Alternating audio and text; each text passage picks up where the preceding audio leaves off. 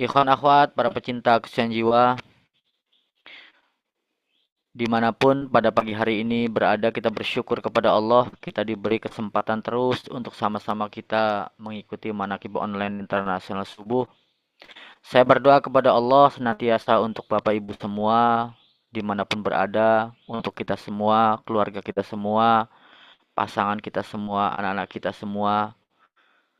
Kita meminta karma barokah melalui karma barokah Tuhan Syekh, meminta kepada Allah diberikan kesehatan yang sempurna lahir dan batin, ditambah-tambah rezeki kita semua, disoleh-solehahkan keluarga kita semua, terus ditambah dan terus ditambah dan terus ditambah kebahagiaan, keberkahan, berkah segalanya semuanya selamanya untuk keluarga kita semua. Amin. Al-Fatihah. A'udzubillahi minasyaitonirrajim. Bismillahirrahmanirrahim. Alhamdulillahirabbil alamin. Arrahmanirrahim. Maliki yaumiddin. Iyyaka na'budu wa iyyaka nasta'in. Ihdinas siratal mustaqim. Siratal ladzina an'amta 'alaihim ghairil maghdubi 'alaihim waladdallin. Amin. Ikhwan akhwat, para pecinta kesenian jiwa, pada kesempatan pagi hari ini kita bersyukur kepada Allah masih terus diistiqomahkan, dan tentunya kita menjadi murid pengersa Abah, terus istiqomah, terus kita meminta dimampukan oleh Allah untuk kita banyak berzikir kepada Allah. Zikir kita ada dua, yaitu zikir la ilaha illallah dan zikir ismu zikrillah yang ditanamkan dalam kalbu kita, nama Allah. Kalau kita lihat di dalam kitab Miftahus Sudur bahwa zikir la ilaha illallah ini disebutnya zikir nafi isbat. Nafi ini artinya meniadakan. Nafi artinya meniadakan. Isbat artinya menegaskan. Maka ketika dikatakan apa itu zikir nafi isbat, yaitu zikir la ilaha illallah.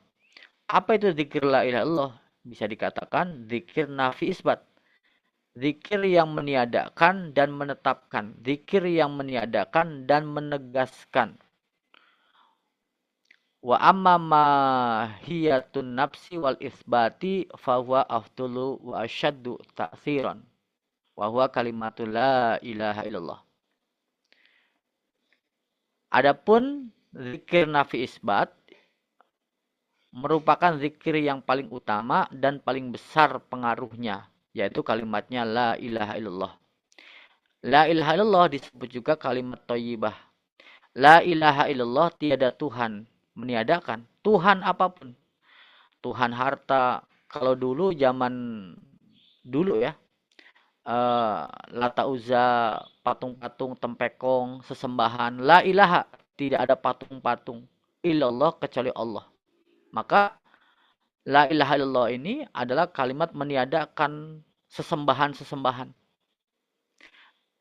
Tapi hari ini mungkin tidak ada patung di antara kita, di umat Islam.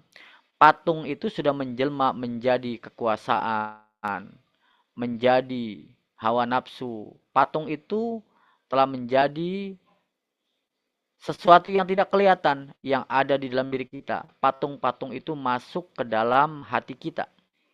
Maka tidak ada Tuhan. Tuhan kesombongan, Tuhan paling keren, Tuhan paling hebat, Tuhan merasa paling hal-hal apapun yang sifatnya hubud dunia. La ilaha, tidak ada Tuhan. Kadang kita menyembah kekuasaan, menyembah duit ya, tanpa terasa karena sifatnya khofi.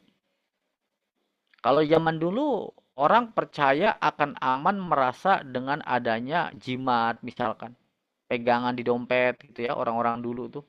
Ah sekarang mempertuhankan harta benda, mempertuhankan jabatan, mempertuhankan uang tanpa terasa. Maka di sini apa?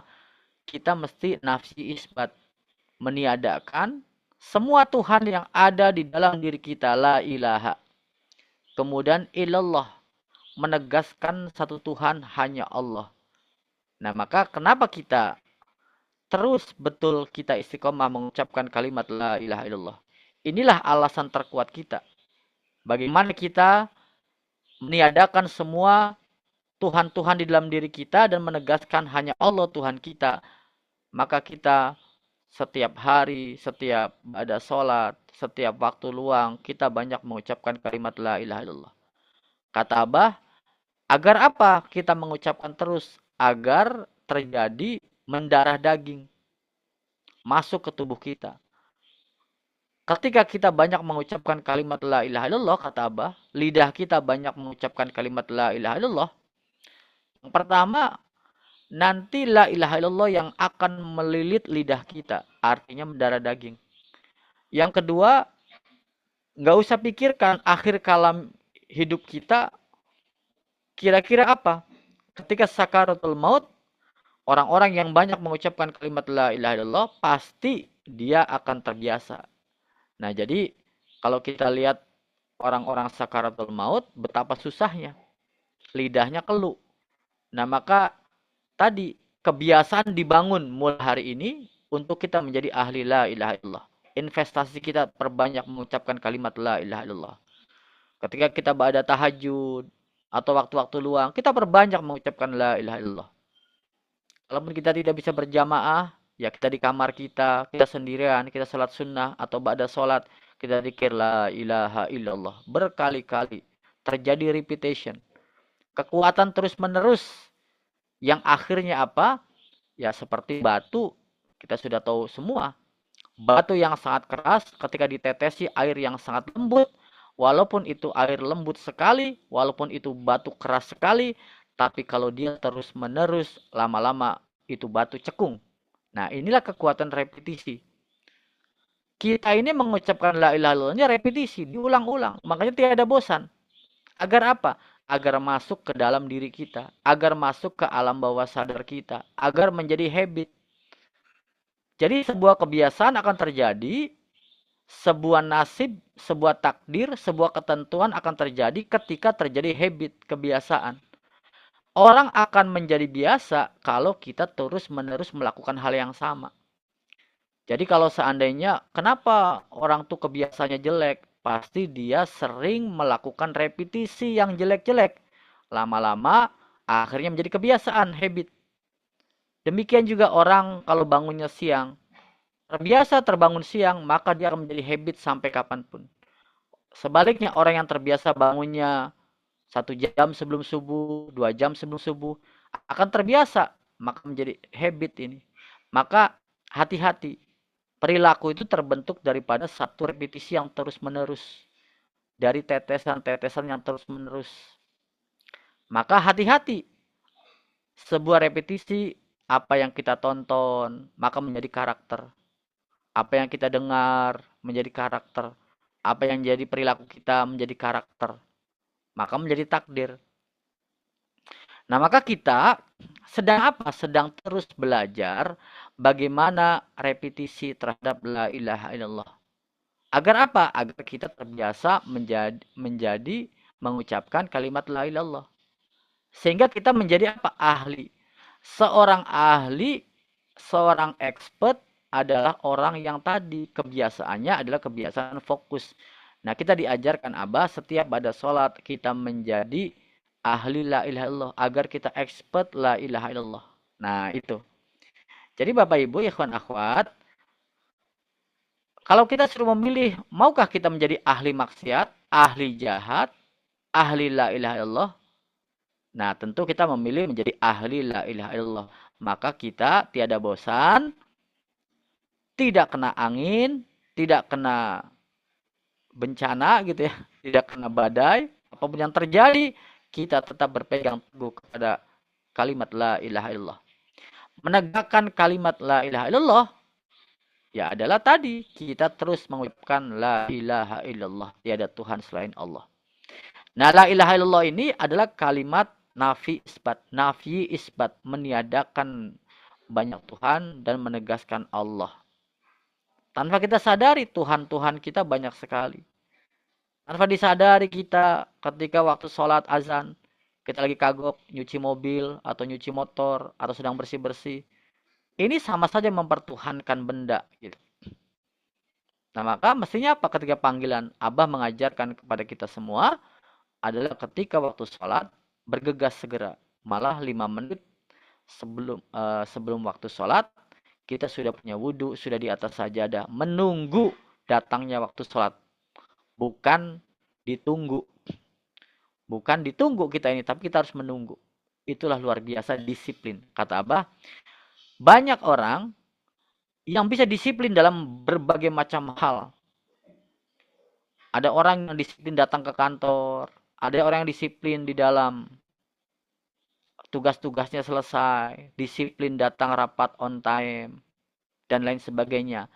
Banyak sekali orang yang disiplin dalam hal-hal seperti itu, tapi sedikit orang yang disiplin dalam ibadah sholat.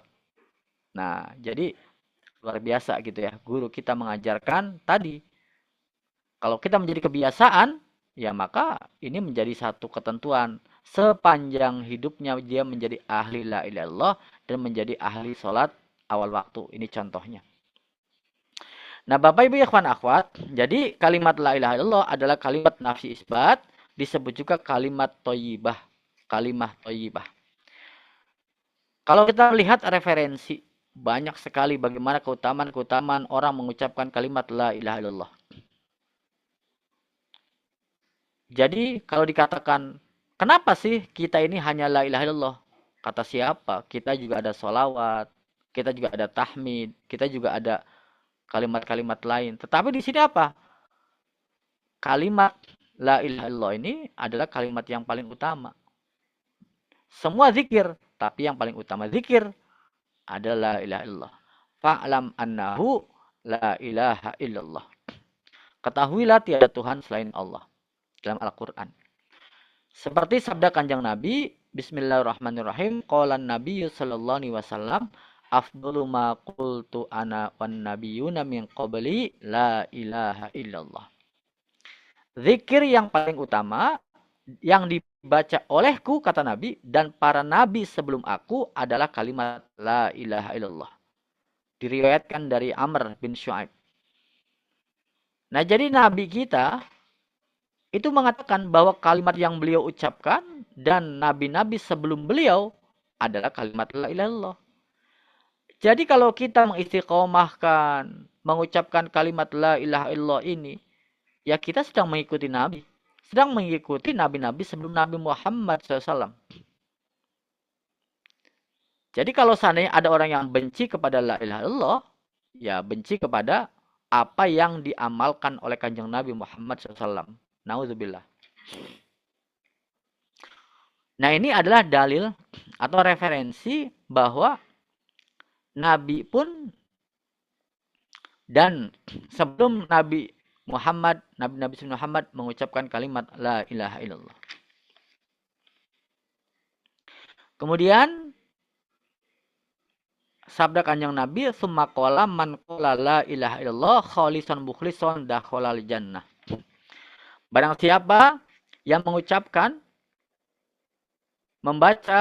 berzikir la ilaha illallah dengan ikhlas, maka dia telah masuk surga. Abah mengajarkan kepada kita semua, surga kita untuk mendapatkan surga nanti, maka kita mesti mendapatkan surga hari ini, kata Abah. Untuk mendapatkan surga di akhirat nanti, kita mesti mendapatkan surga di dunia ini. Surga adalah simbol kebahagiaan, simbol ketenangan, simbol kepasrahan, simbol kegembiraan. Maka orang-orang yang berzikir, dampak daripada zikir adalah tenang, nyaman, pasrah, ikhlas, hati tentram. Itu surga. Tapi kalau seandainya marah, kesel, terjadi emosi terus, ya ini neraka gitu. Nah, maka orang-orang yang banyak berzikir kepada Allah dibuktikan hatinya menjadi tenang. Kenapa tenang? Karena gelombang otaknya rileks. Kenapa rileks? Karena gelombang otaknya alfa. Kenapa bisa alfa? Terjadi repetisi. Dia mengucapkan kalimat la ilaha illallah, maka gelombang otaknya trans, rileks. Dia bahagia karena efek atau dampak daripada orang berzikir adalah tenang dan nyaman dan tentram, menurunkan gelombang otak. Maka zikir itu tujuannya bukan tenang, itu dampak. Tujuan zikir adalah ilahi anta maksudi warido kamatlubi atini mahabbataka wa ma'rifatak. Tetapi Ketika kita mendapat buah ketenangan, kebahagiaan, kita syukuri. Alhamdulillah. Nah, maka selalu Abah katakan, Alhamdulillahilladzi faddalana ala katsirin min ibadihil mu'minin. Bapak Ibu ya kawan akhwat, para pecinta kesucian jiwa, summa qala laisa ala ahli la ilaha illallah wahsyatun fi kuburihim wala fi nusyurihim. Kata Rasul, barang siapa bagi ahli la ilaha illallah yang sering mengucapkan tidak akan menemui keburukan di dalam kuburnya. Tidak pula pada saat bangkit dari kubur. Al-Baihaqi dari Ibnu Omar. Masya Allah. Artinya ini jaminan daripada guru, jaminan daripada kanjeng Nabi, bahwa orang-orang yang banyak mengucapkan kalimat la ilaha illallah tidak akan menemui keburukan-keburukan di dalam alam kuburnya, alam barzahnya. Dulu kita di alam arwah, kemudian kita masuk ke alam rahim, step yang ketiga hari ini di alam dunia. Nanti bergantian masuk di alam kubur atau di alam barzah. Bunda Haya selalu mendoakan kita semua meninggal yang nikmat, tidak kena pikun dan lain sebagainya. Masuk ke alam kubur nanti, di alam barzah. Kemudian kiamat terjadi baru dalam akhirat. Malah Abah menjaminkan kepada kita semua, orang-orang ahli la ilaha illallah yang sudah ditalkin zikir oleh Abah, oleh Toriko ini, dijamin oleh Abah tidak menemui kesulitan, tidak menemui siksa kubur. Nah, itu yang dijaminkan guru kepada kita semua. Nah, artinya ini Bapak Ibu ikhwan akhwat menjadi alasan terkuat kita kenapa kita terus menjadi ahli la ilaha illallah agar Allah mudahkan dengan sabda ini, dengan jaminan guru ini ketika kita melewati step by step dalam kehidupan dari alam rahim, alam spiritual, alam rahim, alam dunia, alam barzah dan alam kubur. Ada 5 langkah step secara yang kita pelajari di dalam agama. Nah, kemudian yang terakhir di dalam kitab Miftahus Sudur, hadis kanjeng Nabi, summa qala lau ja'a qailu la ilaha illallah biqurabil ar dzunuban la ghafarallahu dzalik.